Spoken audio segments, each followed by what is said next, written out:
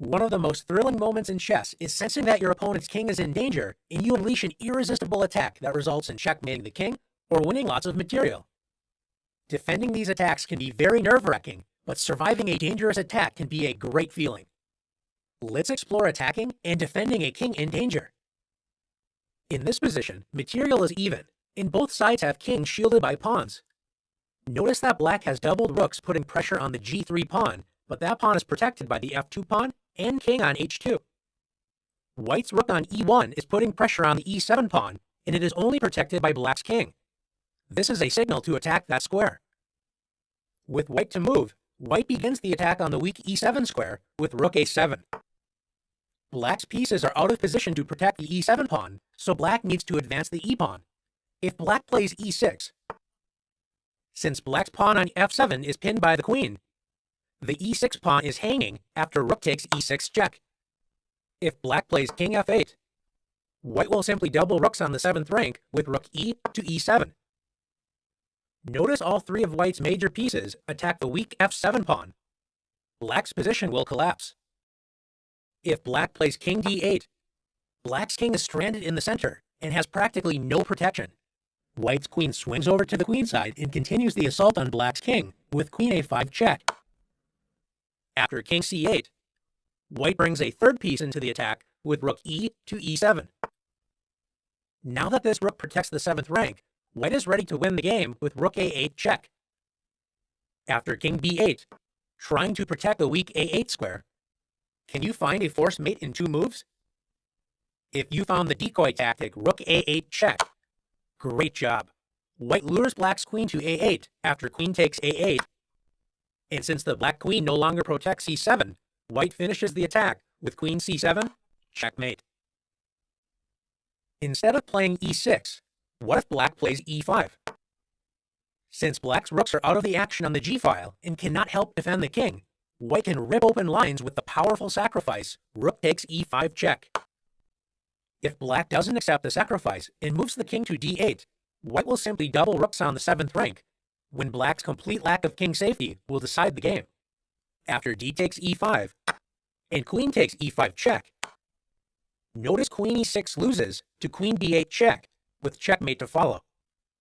And after king d8, white finishes the attack with queen b8 check, forcing queen to c8, and queen d6 check, with checkmate on the next move. Let's take a look at another example. In this position, white has a powerful bishop-queen battery pointing at the h7 square. Black's position looks solid enough, as black has a knight on f6 guarding the h7 square, and that knight is protected by another knight and bishop. Believe it or not, black's king is in terrible danger, because white has 2 pieces attacking black's knight on f6, the bishop on g5, and the rook on f1. After bishop takes f6, white removes the first guard of the h7 square and is threatening to play queen takes h7. This forces black to play knight takes f6, adding protection to the vulnerable h7 square, but this defense is short-lived after white delivers the next blow with rook takes f6. White sacrifices the rook in order to destroy black's kingside defenses. Since g takes f6 allows checkmate in 2 moves after queen h7 check, followed by queen h8, black is forced to play bishop takes f6. White now crashes through with queen takes h7 check. And after king f8, white needs to be patient and find the best way to continue the attack. If white rushes with queen h8 check, king e7, white does have a great position after knight d5 check, forking the king and queen. But notice that white's queen is also under attack. When attacking, you should do your best to eliminate your opponent's counterplay and make your task of winning as simple as possible. Let's return to the position after black played king to f8. After king f8, rather than allowing the king to move to the e7 square after queen h8 check, white has the incredibly powerful move knight d5, attacking the queen and guarding the e7 square. So white is threatening checkmate on the next move with queen h8. Black cannot capture the knight, as it would open up white's rook on the e-file, preventing the king's escape after queen h8 checkmate. Since black cannot both prevent checkmate and save the queen, black has a completely lost position. Let's take a look at this position again, but this time it will be black to move. With white to move, black's defenses collapsed after black was unable to protect the h7 square against white's powerful attack. Black could play g6 to block the b1 to h7 diagonal, but that move weakens the dark squares around Black's king. One useful phrase to remember is that when you have a knight on f8, there is no mate. After knight f8, Black's knight protects the key h7 square, and White cannot remove that defender anytime soon. Black's position may be a bit passive, but this is a small price to pay to prevent your opponent's deadly attacking ideas. Let's take a look at another position. In this position, White's king is stuck in the center and is dreaming of soon castling the king to safety on the king side. With Black to play, can you find a way to prevent White's king from castling and keeping it stranded in the center? If you found the pawn sacrifice c3, great job. Black sacrifices a pawn, but opens up the light-squared bishop, trapping White's king in the center of the board. After queen takes c3, how can Black continue the attack? Now that the light squares have been opened around White's king, Black has the powerful move queen g4. Black's queen takes advantage of the pinned knight on e3, threatening checkmate on e2, the unprotected bishop on f4, and is also eyeing the pawn on g2. After queen d2, preventing checkmate on e2, Black has several good choices, including simply winning a bishop on f4. Black can also take advantage of White's pinned knight and play queen takes g2.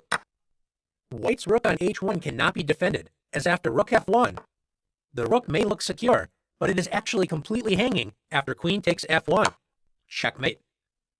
By sacrificing a small amount of material, Black kept White's king in danger when White's passive pieces were no match for Black's coordinated forces. Let's take a look at one more example together. In this position, White's king is in serious danger. All of Black's pieces are pointing at White's king side, and Black is ready to deliver checkmate on g2. Let's look at some defensive options for White. Since f3 allows bishop takes e3 check, forking the king and rook, the only other pawn move to consider is g3.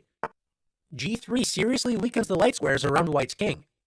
Black must not be tempted with queen c6, threatening checkmate on the long diagonal, and White does look to be in trouble, but is actually winning a piece after bishop c4 check, king h8, and bishop d5, skewering the queen and bishop. After g3, Black destroys White's weakened king side with the powerful rook takes e3. Black sacrifices a rook, but after f takes e3 and bishop takes e3 check, Black's two bishops, rook and queen, all working together, overwhelm White's defenses. After rook f2, bishop takes f2 check, and king f1, Black finishes the attack nicely after bishop takes g3 check, discovering the rook's check on White's king. White's king cannot escape to the queen side after bishop f3, because Black has a forced checkmate after rook takes f3 check, king e2, queen e4 check, king d1, and rook f1, checkmate.